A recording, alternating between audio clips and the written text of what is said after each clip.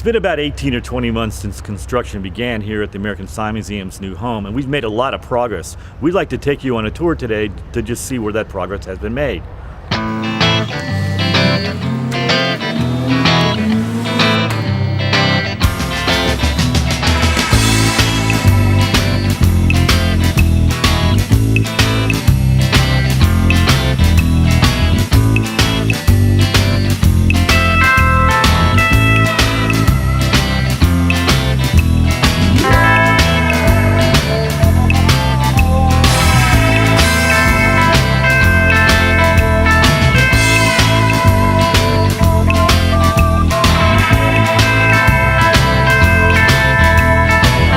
There were wood rafters across here, and they weren't to code. This roof was falling in, so what we decided to do is actually raise the walls. Okay, and then we're going to have a 11-foot clearance. This I-beam will be gone. The rafters are going to stretch all the way across one span and not have any post in the middle, which is going to that'll be great. Be a lot better. I mean, this is where everything starts to bring the signs in, and if we can't get the signs in, we've got a major problem. One of the important parts of Phase 2 construction was completion of the restoration shop.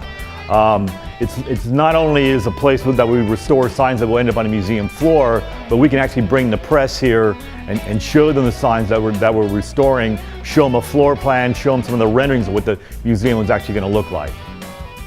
It's really important in creating this experience to have a multiplicity of scales, from the smallest things he has, sort of sign painter tools, to the enormous McDonald's signs and the large genie. So I think one of the biggest changes is we're going to be able to get the big signs in. Signs on Main Street is going to have 2.5 blocks of a town square. The purpose of the town square is to feature some of those important American icons, such as the Speedy McDonald's sign. This is the bottom half of the section. We've got a couple more over here, but what we're going to do is pour the floor, pour the footers for the big signs, and install the big signs right away, even before we actually start construction of the storefronts. Because once we start building the storefronts, it's going to get crowded in here, so we've got to put the big signs in place first.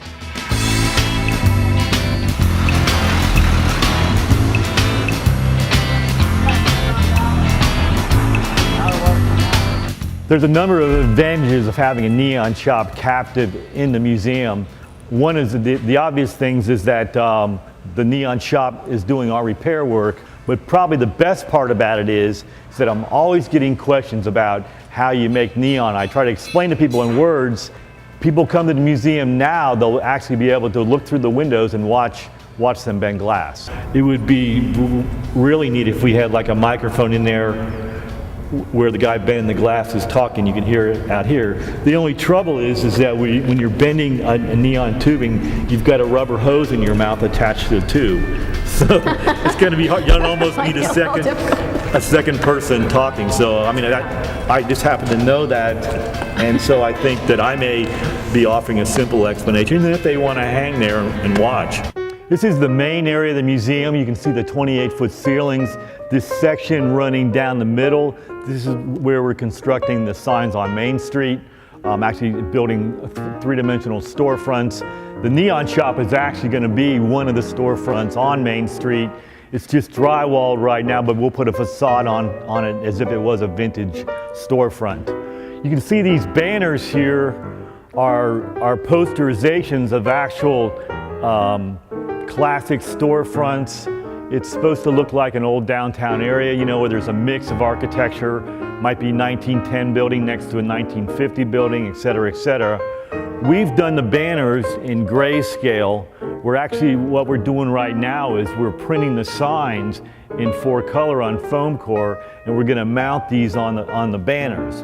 Now the whole idea is the banners is when we bring the press here, when we bring donors here, what we want to do is give them an idea, a visualization of what signs on Main Street's going to look like. These are just posterizations, banners, but these will become three-dimensional storefronts that are 5 feet deep, much like what we've done up at Essex Studios, but in a greatly expanded capacity. And part of what works well in the museum, and you can see it when you look at the current one, is all of the overlapping, the sort of visual chaos that emerges for it. And in the end, it all comes together. But we're going to have even more of that by being able to increase the range of the scale. The area here, this is going to be the reception area of the museum. It's just off Signs on Main Street area.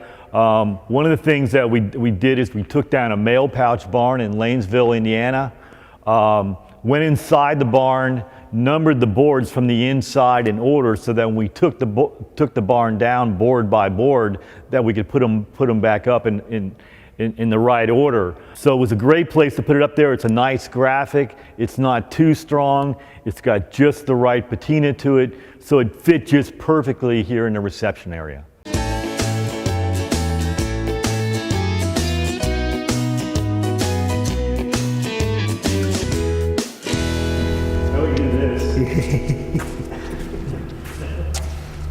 A lot has been accomplished here. It's not always apparent to everybody. The roof, the steel, running steel in the shore up the timbers, a lot of demolition work. This area here is actually the lobby, the entrance. This whole storefront section, or not storefront, but this whole facade here, all new aluminum, really nice entrance with our featured genie that you walk under as you come in.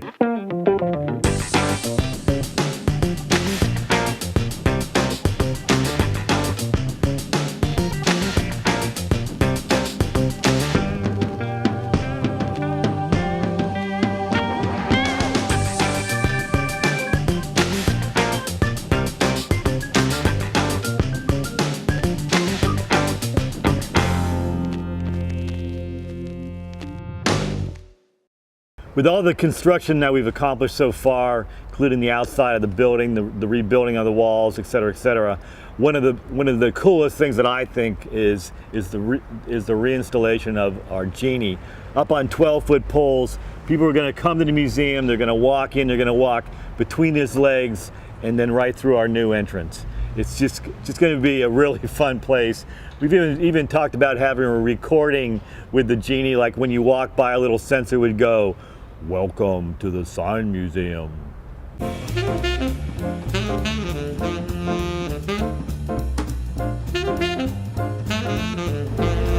As you can see, we've made a lot of progress. We got a long way to go still. It's an ongoing project. We can use your help.